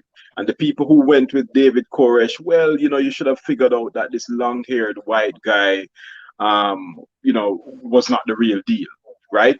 But this man, is the real deal, and he is the anointed, and he will take us to the promised land. And so you're always going to find that, right? The truth is what happened in Mobe will happen again. A new generation will emerge. They will have a slightly different belief system, right? Still tiered to the Christian way of believing, right? But in terms of maybe not belief system, but practice, right? And in terms of how they practice, they're going to say, oh, those guys in Mobe kind of got it wrong, right? This is what a true believer, this is what a true leader looks like, right? And they will go along with that new doctrine, whatever it is. Maybe nobody has even conceptualized it yet, but it will come, right? And it is sad that as humans, we just can't understand that. Look, if it looks too good to be true, it's probably quite likely not more true. than likely it's not true. Junior, Yeah. Did we just miss another Jim Jones? Boy, I think Chopper, I think it was a matter of luck. I don't know if it's luck or well, good fortune, or Divine intervention. divine intervention. But these 144 people that was earmarked to be sacrificed, Chopper, it and when I first heard the story, someone came across like there was much more than 3 people that died. I was like, oh my God, not another one like that. I was hearing something about 50 something people died. That's what I thought. That's what I initially heard. Um, but it's a sad occurrence. And I concur with Elon there, Elon, on people are not good. History doesn't really play that much of a big factor, it seems, in people decision in these situations here, because no matter what, people still go ahead and believe this man, just as how they believe Jim Jones, just as how Yeah. they believe the guy in Waco, Texas. And I believe it's gonna happen again. One lady, despite what we saw, her report was that she saw hundreds of soldiers and police Yeah. storm the sanctuary, blazing hundreds of bullets at the man of God, His Yeah. Excellency, and not one bullet touched him. And she said that was God at work. I yeah, Chopper, that more look like a madman.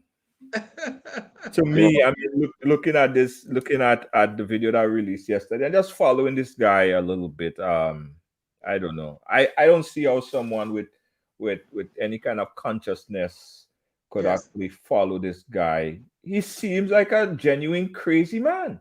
he's genuinely crazy. You saw that video that was released yesterday, Elon. I don't know if you saw it. And this appears to be a video of him. Um, Seemed to be like he was in the police station. What do you say about that, though? Because he was there laughing. Police officers were there laughing with him, having conversations. I cannot say whether or not that's. I take it that it's a recent video based on what he was saying, but would that be correct for the police officers to be videotaping this guy, sending this out, basically giving him a platform to speak to his people just the same? One, two, um, he wasn't even handcuffed. The guy looked pretty comfortable and normal. He was in the Is that Hilton. how? He was in the Hilton. Yeah, that's how it appears. Yeah. Like he was on vacation, Yeah. sitting Yeah. in a swirl chair. I mean, if it was a guy from Canterbury or a guy from Rose Heights or or Tivoli Gardens or Matches Lane, what would have been the treatment? Something not adding up where that is concerned. Yeah, I saw the video and I was immediately very concerned because I thought, no, not another video out of a police station involving an accused person on camera being held by a policeman. Like, not another one. And you see, again, we don't learn from history. We Yeah. had the recent history, right, of an accused person or accused persons being held by the police, being videotaped by the police in the station, right? And we saw where members of the force were reprimanded for it. We saw where the commissioner came out and reinforced in the force orders that this kind of practice must stop, right? The police need to understand that it affects the quality of the prosecution, Absolutely. right? And you know, Who's still doing it? it's this mindless sort of approach. You wonder to yourself, is this mistake or is it common design? You're sitting there laughing with Well, somebody it's social who media. is behind the death of 3 individuals. You don't see the guys. The guys. Allegedly. The guys genuinely seem that they were videotaping this probably to put on the YouTube channel to get views or to get some Extra bucks. I don't understand. I mean, everything is social media these days. Everybody want to make a buck on on YouTube. Yeah. I think it was insensitive, and Very it insensitive. many different levels. First of all, why is this guy not in handcuff? Why is he able to just sit there and just be I put him nonchalant, in a rocking chair. a rocking chair, Yeah, and like, laughing. and as you rightfully said, Chopper, if it was somebody from Tivoli Gardens or someplace else, they would have been chained up to the Precisely. cell. A guy from Montego Bay, the Dean guy. You probably remember the name? Mario Dean. Some time ago, Mario Dean Mario Dean. was beaten in a cell to death in Montego Bay. Yet Yeah. a pastor, Mario Dean didn't kill anybody. He was brought to jail for a ganja spliff, Yes. and he didn't come back out alive. He's dead today. And somebody who's accused of leading a flock or leading a charge against folks who died under his care. And this is how he's treated. Something not adding up, and that's just wrong. I think the police, I don't know. As you said, there's no learning taking place where that is concerned. That was just surprising. I could never believe. I have videos of this guy right now prepared. And I said to myself, I am not going to show these videos on this program or any program because I'm not going to promote this guy. He's not worth me promoting nothing with him unless he's going before the court and meet his demise as it relates to what we think would have happened there. Let the court handle it, let the police handle it. But you don't videotape this guy and give him a platform to still continue spreading nonsense Yeah. about an ark. What Bible are you reading? The same Bible tells me that God says he's not going to destroy this world by water anymore, but fire next time. So how are you preparing with an ark to fight against fire? Well, That something is what is expected. you made a good point earlier, Chopper. When you correlate the current situation with the COVID-19 and the vaccine conversation with the biblical stance of things and the biblical position that people take at this point in time. In crisis, and in this particular crisis, everyone is searching for some kind of savior. Everyone is searching for somebody to save them. And I don't know if that's what the situation with the people who got indoctrinated into this man's ideology. But I'm thinking the only thing, and I watched some of his videos, and he's so strong about vaccine. In fact, I believe one person who had mentioned that they were vaccinated or they took the juke, and he isolated them, and he advised his followers not to take the vaccine. It's the 666, the mark of the beast, and everybody is like they're eating every word that coming out of this man's mouth. They feel like he's the most articulate, intelligent person, and they lost their brain and they replaced their brain with whatever he's saying. He became the thinking cap, the consciousness, the ideology, the ideas, everything. They just completely replaced their brain with whatever he has in his head for them. And that is because, Chopper, everybody at this point in time is just looking for someone to disseminate information and give it to them, or save them, or help them out in the situation. And that's what this guy saw as. He saw as someone that they feel like that he could have saved them. That's why he called it the ark. Come into the ark. I'll save you in the ark. Yeah. Elon, there were police officers involved. Apparently, it is alleged that a member of the security forces, a senior high-ranking member, has been transferred or removed, pending investigation, because it is alleged that individual was a part of the movement there. Have you seen anything? No, I think what the news said was that the individual's wife or significant other was a member of the church, and as such, there's some sort of proximal relationship, if you like.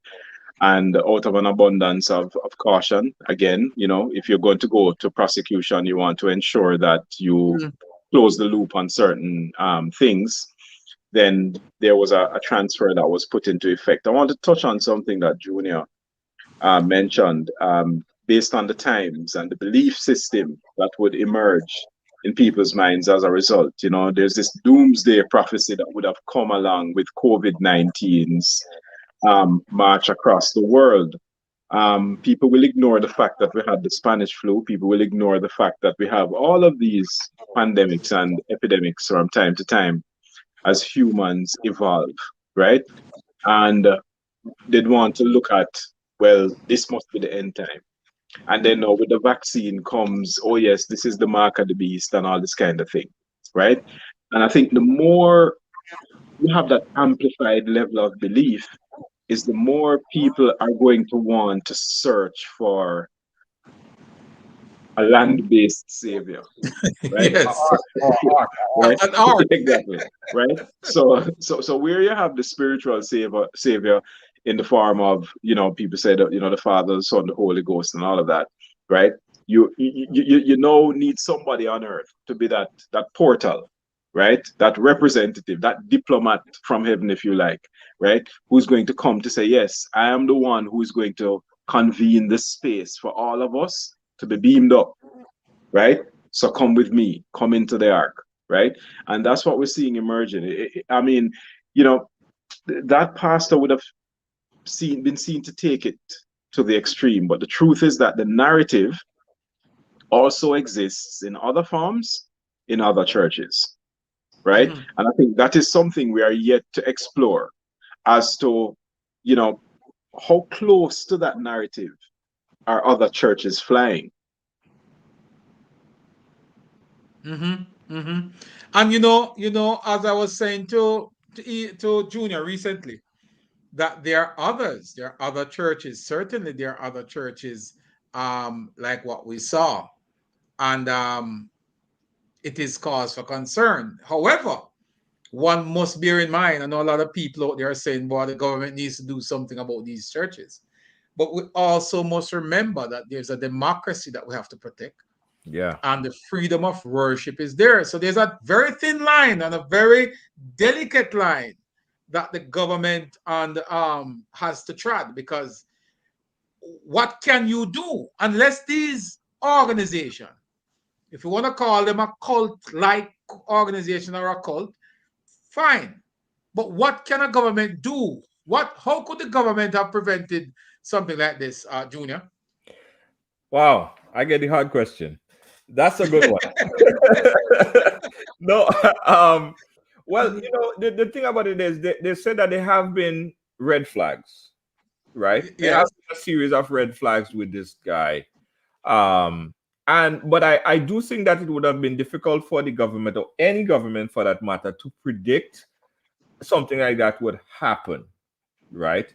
But one of the things that is striking when you look at it is the amount of high profile people that is wrapped up in this whole game. Like, I don't know how it Teachers. would go. Yes. So when I look at this guy celebrating his birthday like Barack Obama, bigger than Barack Obama, Two you know, stress levels, man.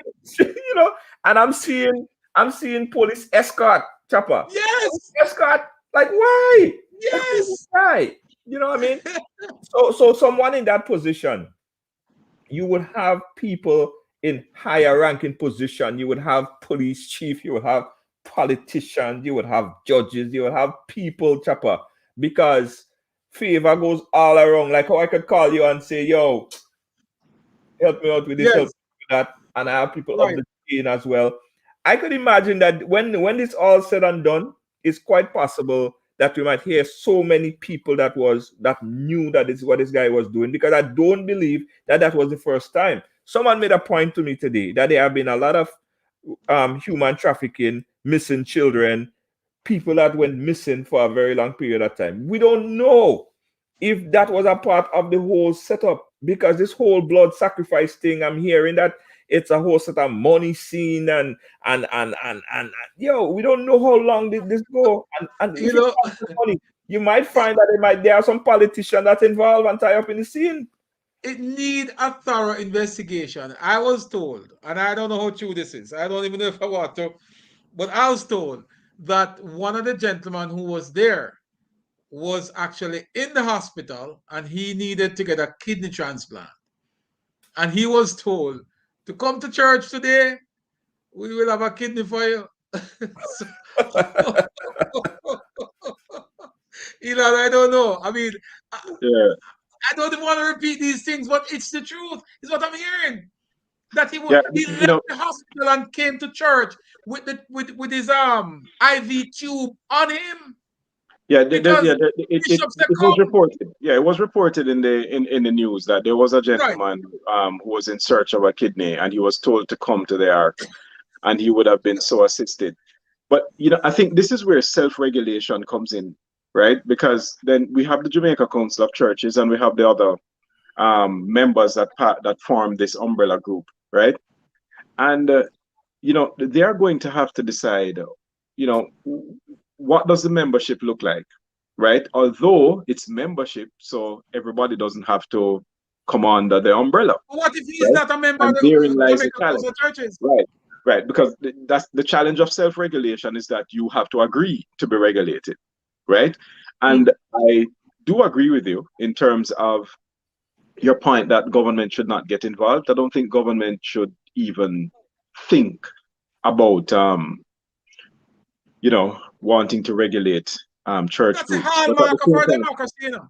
absolutely, That's right? the nucleus of our democracy. The minute, and I can tell you this, the minute Andrew Holness led administration or any Anyone. administration venture down that road, Mhm. you're going to have problems. And that's why I asked the question, Junior, what could they have done? Well, let me ask you a question. I saw during the police, I think it was the police chief, he was giving the remarks, and there was a gentleman standing next to him. He had a Yes. mask, I believe he had on a hat. I later found out that he's the national security, Minister of National Security. Yes. What was he doing there? What was his purpose there? Well, the incident, the church actually was located in his constituency. That's his political constituency. The church is located in his constituency. So basically, he would have a double role there as the Minister of National Security, right? And the police chief. They both sometimes travel together because where there is requirement for policy changes, the minister is right here and he can see what's happening on the ground and if But it there's should not be a policy police directive. investigation. I mean, I'm just asking. I don't know how obviously I don't live in Jamaica. I don't know how it runs. But shouldn't it be a police investigation? It shouldn't it be a clean police detective, superintendent, whoever Yeah, but investigation? that's there. Yeah, That's it is. also It taking is. place. Yeah, Right. I mean, it's a matter of tradition, you see, that ministers present themselves. Even under circumstances where a policeman is killed, for instance, right? Right. Where you have like a massacre, 5 persons killed in a building, right? You will find the minister and the commissioner of police being there on the scene, and Jamaicans have come to accept it. It has never really been taken that it compromises the quality of the investigation, right? In fact, how Jamaicans generally take it is that at least the minister is presenting himself. He's showing up, right? And he is demonstrating his compassion and any commitment that can be given from a policy perspective. Right. If it is the killing of a policeman, for instance, who was walking home from a bus stop at night, then he would want to say on location that the government is looking into providing transportation for officers when they're off duty, right? That doesn't affect the investigation itself into who would have pursued the policeman and, of course, caused his death. No, I bring that question up because after speaking to a few Jamaican friends and vloggers, they actually brought it up to me as well. And of course, I didn't know who he was, but I later found out that he was the Minister of National Security. So I just brought it up to get a clarification on it. Right. You're right. Because a lot of even the vloggers, and I think some folks who would put out vlogs tomorrow, they work on a story today, they were saying, what is he doing there? Why was his purpose there if it's a clean investigation? It's supposed to be a clean investigation. So I just wanted to bring that up just to get a clarification on that. But I understand your perspective. Yeah, it's twofold. It's twofold. He's the minister and it's also his constituency. It's tradition. I mean, if it happens in any other member of parliament's area, it is their responsibility, especially when it is something beyond the norm. They're going to show up to give comfort to the people and to reassure them and all that good stuff. So, hey, You know, but it's a crazy setup. I think the police erred though in that videotaping and releasing there. I mean, they're having fun with this guy, Yeah, no, and while people are suffering, you know, people died. yeah. People died. That should have never happened. Releasing those Yeah. videos there, I don't think that it was right. From that perspective, and I think that the police who released that video probably they're going through some situation right now, because I'm sure that it's not gonna something that is just they would let happen like No, that. I think they're gonna be. I think they're gonna be disciplinary action. One thing I know is that in recent times, at least, Elon, is that when there are incidents of questionable behavior pattern with the police, there are immediate actions. They're always going to be either removed or disciplined in some way, shape, or form. How effective it is, I don't know, because it's been happening and people still doing the same thing over and over. Yeah, yeah. You know. But guys, it was gentlemen, it was a great discussion. I think we learned a lot. I think we agreed too much. We probably needed to insert a good old anti-vaxxer in here to slap us Yeah. over the head. But again, I want to say thank you, Elon, for joining us and Yeah, giving man. us your perspective. Same thing to you, Junior, as Yeah, man. Thank usual. you Enough so much. Let me respect. tell you, man, I just want to say big up to the fans and family and friends in Jamaica. As I said, I was in Jamaica just a few months ago, and I was in Montego Bay. I stayed at the S Hotel, and one of the best vacation time that I had. Got a chance to see so many people. Chopper, we met for the very first time. Yes. You know, we Yes, man. After how many years, eh? yeah, but we actually get to meet for the first time. I love Jamaica. I love the vibe. I went to River Tubing. You River know, tubing, yes. it was simply the best. It was simply one of my best vacation that I had, and I can't wait to come back to Jamaica. Montego Bay is my, Always. you know what I mean. Yeah, Had a man. great time. So big up to all the Jamaican family and friends, and one Caribbean. As I said, I was born in the middle of the ocean. You know, Jamaica, Bahamas. I'm always out there, oh, I went to Dolphin Cove, by the way. You guys gotta check. If you Yes. guys have been to Dolphin Cove, you gotta check it out. Yeah, man. It's a great experience. I got some Yes. excellent access because I know the man Chopper. You know what I mean? So it was great. It was great. It was great. So all my Jamaican friends and family, I say thank you so much for a great experience, and I love it, love it, love it, love it there in Jamaica. Come back Appreciate soon, you, man. Junior. And we look Yeah, man. forward and come back soon. Yeah, man. And Of I'm course. looking, I myself, I'm looking forward to visiting the Spice Island very soon. Anytime, man. Um, Anytime. I'm hoping that once COVID dies down a little bit, we'll get a chance to visit and to have some fun over there as well. Absolutely. And you know something, Chopper, as you talk about that, perhaps you should also dedicate a program to looking at intra-regional travel. We don't do enough of that. When True. That's most true. Jamaicans That's talk true. about traveling, they're going to North America or Europe, right? And not We realizing that, hardly go right? south. Yeah, Yeah, we hardly go south. We're always going north, true. Yeah, True. yeah. We should do it, man. We should Yeah, talk yeah. about it. Absolutely, absolutely. Definitely. you know? Whenever you guys want to make a trip down to Grenada, don't worry about it. You got A plus accommodation, down the island. You No know. problem, man. All right, Judah, thanks much, man. All Elon, right. as usual, you have the last All word, right. my brother. Take care. All All the right. best. Look, very good topic tonight. The engagement, especially from the viewers, was top tier. Some very good comments came through and questions, and I'm happy that we were able to tackle most, if not all of them. Chopper, this is how you democratize access to information, giving people perspectives, views, analyses along the way so that they can make more informed choices and decisions. But overall, preserving our democratic tradition of letting everybody having their voices heard. So thanks again for the forum. And thank you, guys. It's a pleasure. And again, we look forward to doing it again, right? All the Absolutely. Yeah, best man. to you. Yeah, man. Thanks. All right, everybody. So there you have it. That was Elon and Junior, my two good friends. And I really appreciate them coming through. We haven't been on for a while. So it was sort of a good knock to have them on board to help us dissect some of the issues and stuff happening in Jamaica. Let me also take time out to thank everybody for participating. Karen Brown, I see you. Good to see you, my friend. Mia, Bridget, good to see you as well. Robert, Adina Kelly, and everybody on our Facebook page, our Facebook uh, profile, and also on our YouTube channel. The YouTube channel, Chops Media, is begging for some support. I know you guys have always been supporting what we do here in terms of having our little discussions on issues, political sometimes, but yet not so political.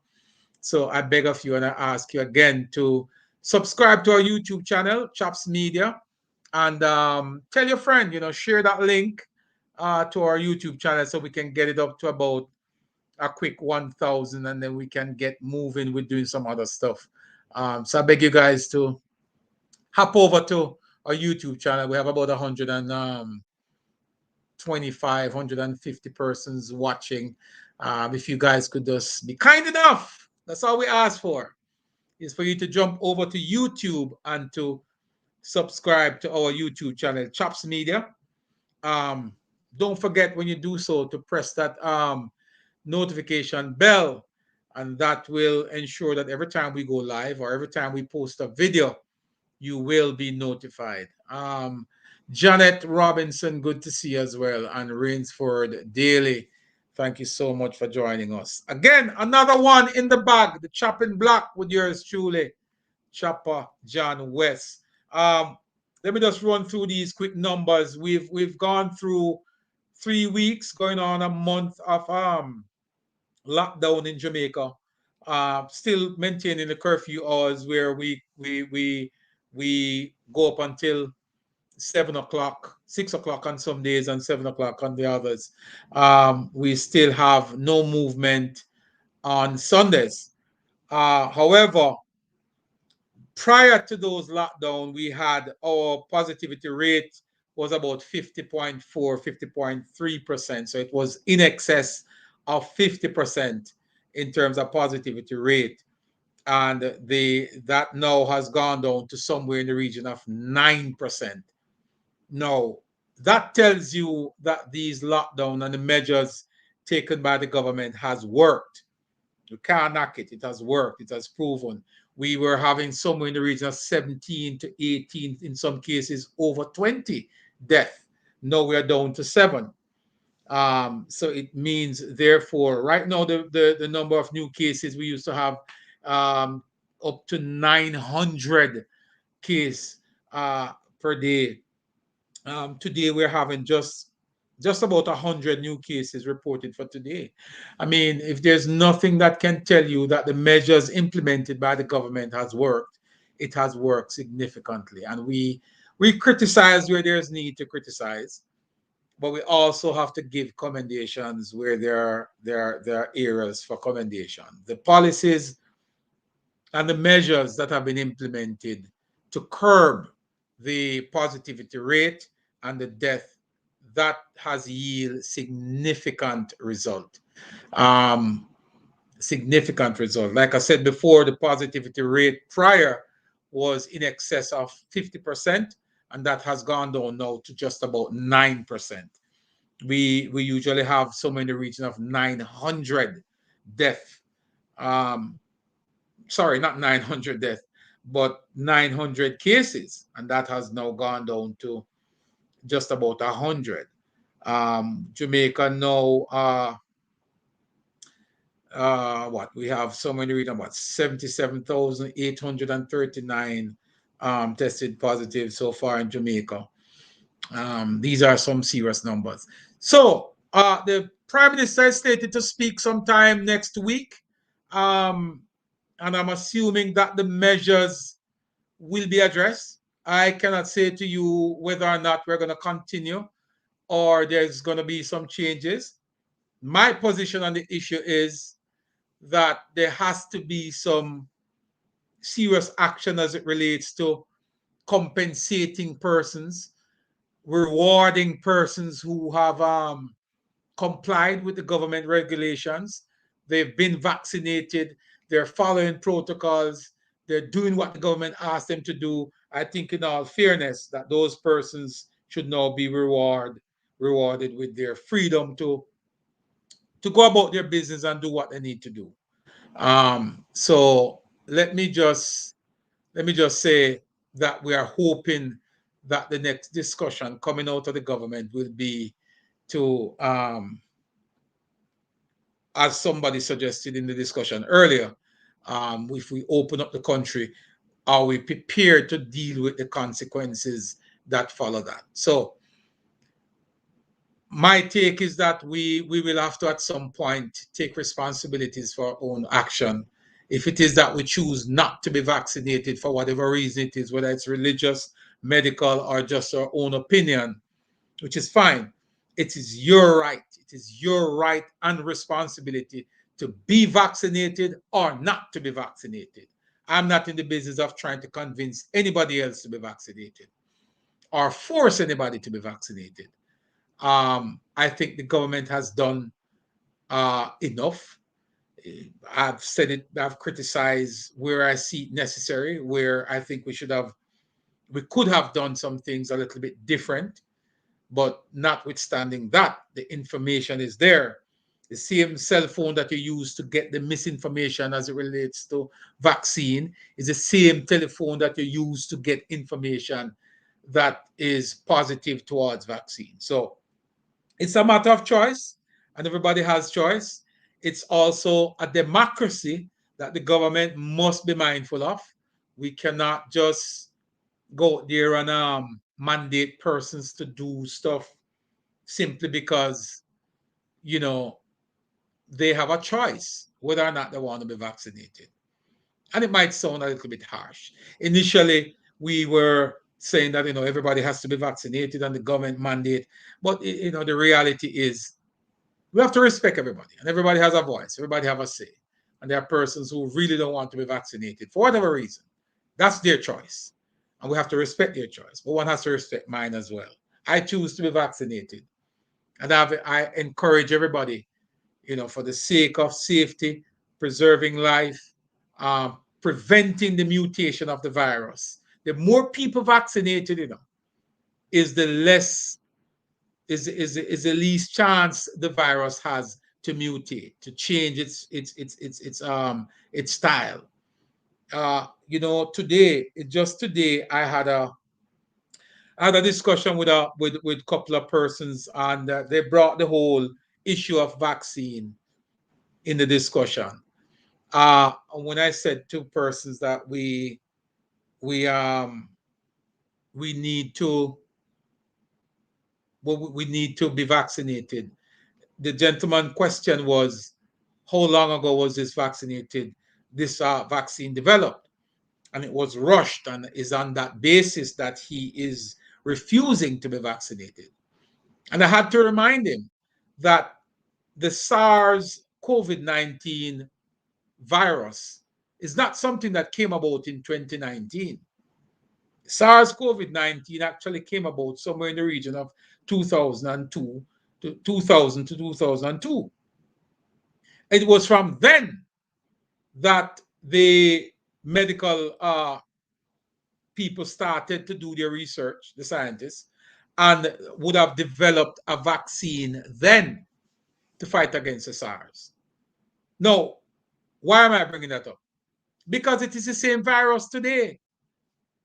All this is a different variant from the SARS virus.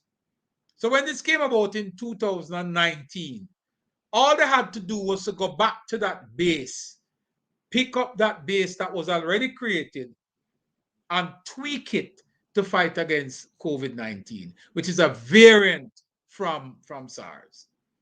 So this whole argument about vaccine, the manufacturing and the development of the vaccine is new, is not something that we need to harp on, because it is certainly not true. It's been around for a while. All they had to do was to make adjustment to it so it can be effective. And there were two different ways of doing it. There was one using the DNA method, which is training your immune system to fight the virus. Or you could use the other traditional way, which is to use strains of the virus itself. So instead of using your immune system directly, you would use the virus to train your immune system or use the vaccine to train your immune system. That's two different methods. But both of them really does the same thing. So that was to me what was necessary. It was to educate people more on what the vaccine is. That we fell short on a little bit, and as a result, the anti-vaxxers would have jumped on that and run away with it so fast. So here we are. You know, we are hitting a little snug now as it relates to the vaccine itself, getting it out there. Jamaica is slated.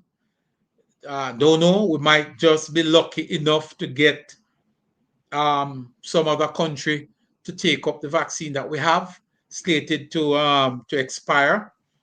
I don't know. I know at one point there was a proposal to request or require or to get an extension on the date. How well would that go over with the population? I don't know. But we are slated as we speak to dump another 190,000 doses. Very sad. The good thing is, I think most of those doses were free. They were a gift to us. And the other thing that must be noted is that when we received these vaccine, we had received them with limited shelf life. So when they were given to us, they would have gone way above 50% of the shelf life. So it was a matter for us to try and get them out real quick. I know that when the government received these vaccines, they took them thinking that we would have been able to get them out there as quick as we did, because I remember with the first set of vaccine that came, we had a set that were slated to have expired, and we managed to get those in arms, some in excess of 70,000 doses, and we got those out in a couple of days. We have not been successful on this one, so we might have to dump some come the end of this month. However, it was never a cost to the government, because I think those vaccines were given to us as donations from England, and some were given to us as donations from the United States.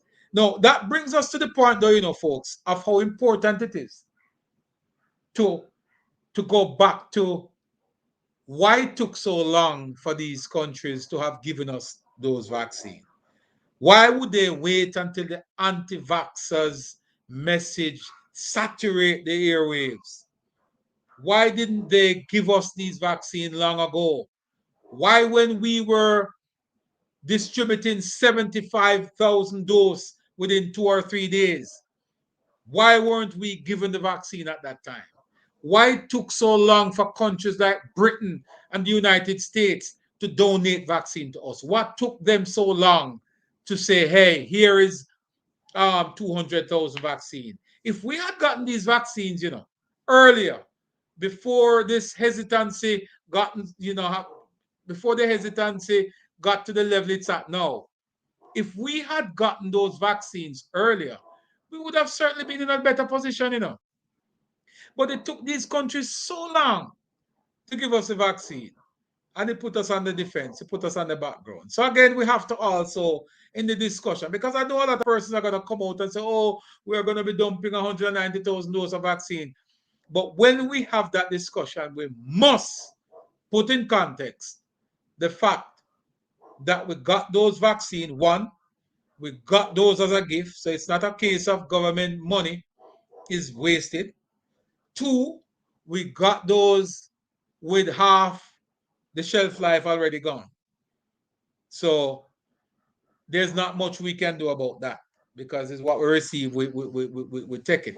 I think the communication now ought to be with the Ministry of Health and the other relevant authorities in ensuring that the country understands exactly why so many doses are being disposed of, why are they expiring, And if there's a cost attached to it, did we purchase those vaccines or were they a gift? I am saying that they were a gift from Britain and additionally were a gift from the United States. So again, thank you so much for joining us. It was a pleasure talking to you again. Hopefully next week, same time, same place.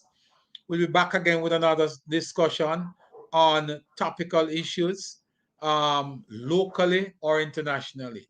You can bet we'll be back. Again, the Chopping Block is back in full effect.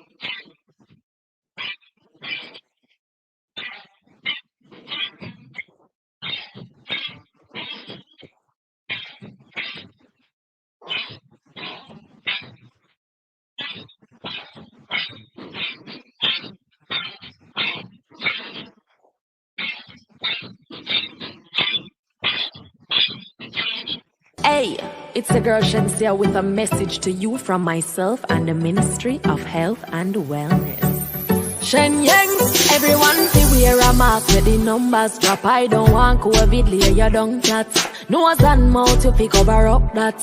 Oh, oh, oh, oh. Sanitize or get hospitalized. Fight the virus and fight for your life, yeah. Nobody talk about say you no response no more. Don't be reckless, cause your test say you're not happy. You can still get the virus from somebody. Don't be reckless, cause your test say you're not happy. You can still get